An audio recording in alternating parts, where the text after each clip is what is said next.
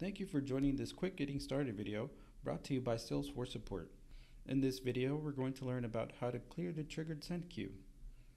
Please keep in mind that in order to follow some steps, you'll need system administrator permissions. Let's get started. In Email Studio, first go to the Interactions tab and then Triggered Emails.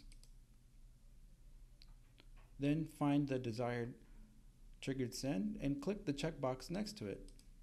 And then click the pause button in the top tab. To view the triggered send queue, click the checkbox again, and you'll see a View Queue button appears in the tab.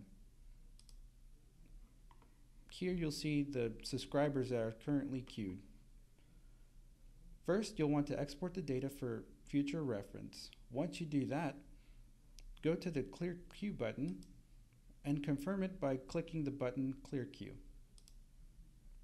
And that's it. Thank you for watching, and we hope you found this helpful.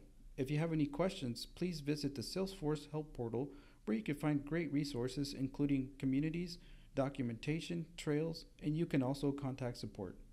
Happy trailblazing!